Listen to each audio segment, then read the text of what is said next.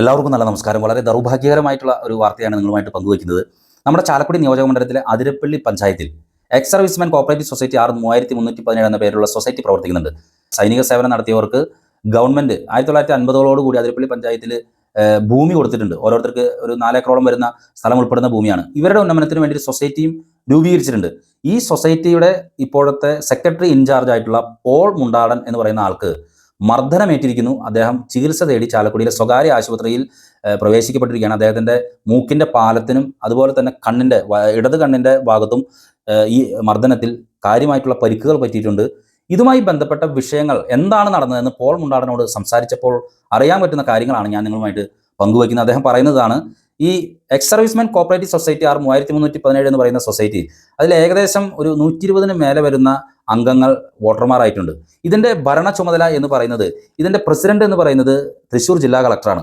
അതുപോലെ തന്നെ vice president എന്ന് പറയുന്നത് DFO ചാലക്കുടിയാണ്. കൂടാതെ ഇതിൽ സഹകരണ joint registrar Thrissur agriculture deputy director, Thrissur rubber board deputy commissioner, അതുപോലെ ജില്ലാ സൈനിക welfare officer Thrissur, Chalakudy BDO. ഇത് കൂടാതെ തെരഞ്ഞെടുക്കപ്പെട്ട 5 പ്രതിനിധികൾ. തെരഞ്ഞെടുക്കപ്പെടുക എന്ന് പറഞ്ഞു കഴിഞ്ഞാൽ ഈ 120ഓളം വരുന്ന വോട്ടർമാരിൽ തെരഞ്ഞെടുക്കപ്പെടുന്ന 5 ബോർഡംഗങ്ങൾ.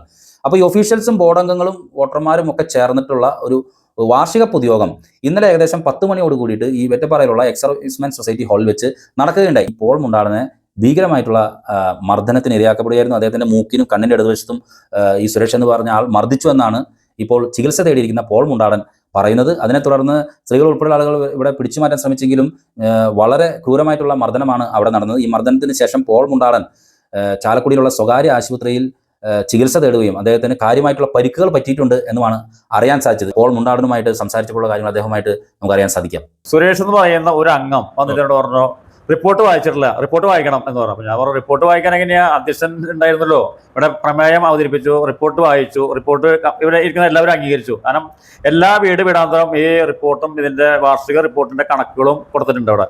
അപ്പൊ അത് ഇനി പ്രത്യേകിച്ച് വായിക്കേണ്ട കാര്യമുണ്ടോ? അപ്പൊ ഞാൻ പറഞ്ഞു, സാധാരണഗതിയിൽ വാർഷിക പൊതുയോഗത്തിന് റിപ്പോർട്ട് വായിക്കാറുണ്ട്, അപ്പൊ ഞാൻ ഒന്നുകൂടി വായിക്കാൻ പറഞ്ഞു. അപ്പൊ കളക്ടർ പറഞ്ഞു, എല്ലാ അംഗങ്ങളും കിട്ടിയത് എന്നെ വായിക്കേണ്ട ആവശ്യമുണ്ടോ? അപ്പൊ എല്ലാ അംഗങ്ങളും പറഞ്ഞു വേണ്ട, കുഴപ്പമില്ല.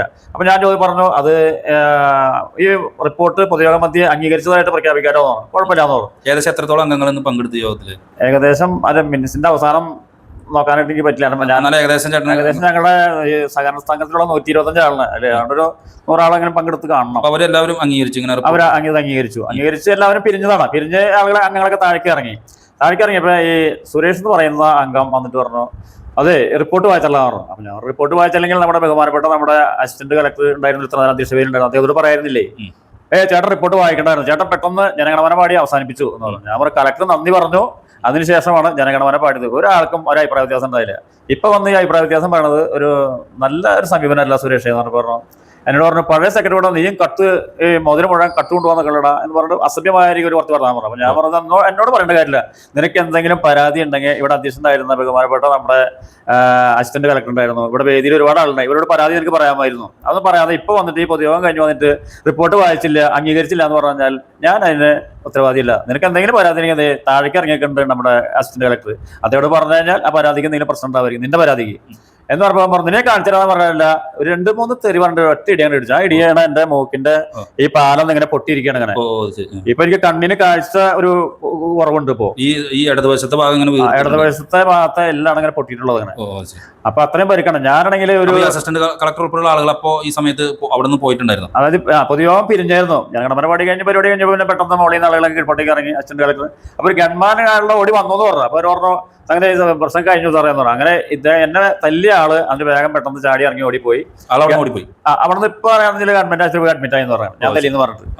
അപ്പൊ ഈ സംഘാംഗങ്ങൾക്ക് എല്ലാവർക്കും അറിയാം, ഞാനൊരു ഇത്രയും കാലങ്ങൾ ഇതിക്ക് മുൻപ് ഞാൻ 10 വർഷക്കാലം മുമ്പ് ഇതേമാതിരി നോട്ട സെക്രട്ടറിയായിട്ട് 11 മാസത്തോളം സേവനം അടിച്ചിട്ടുണ്ട്.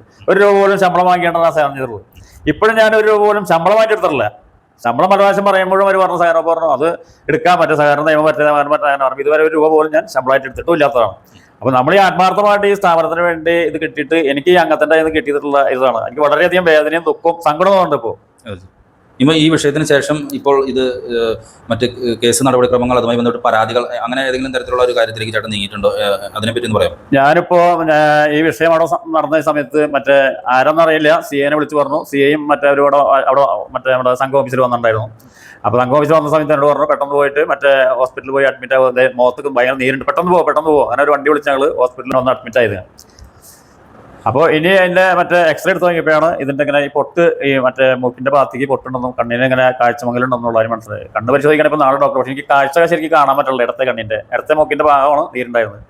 അപ്പോൾ അതങ്ങനെ നിൽക്കണേ. അപ്പോൾ ഇനിയിപ്പോൾ മറ്റു വിഷയങ്ങളൊക്കെ നടപടിക്രമങ്ങളനുസരിച്ച് നമ്മളെല്ലാവരും അറിയിച്ചിട്ടുണ്ട്. ഇനിയിപ്പോൾ നൽകി കേസായിട്ട് മുന്നോട്ട് പോകാനായിട്ടാണ് ആഗ്രഹിക്കുന്നത്.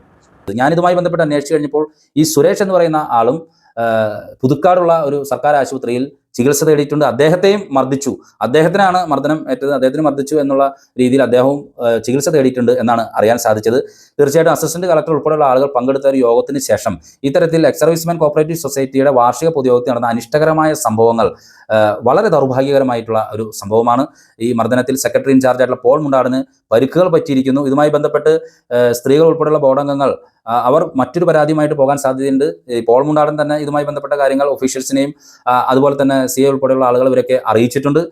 ഈ വിഷയം കേസിലേക്ക് തന്നെ പോകാനായിട്ടാണ് സാധ്യത എന്നാണ് പോൾ മുണ്ടാടനുമായിട്ട് സംസാരിച്ചപ്പോൾ അറിയാൻ സാധിച്ചത്.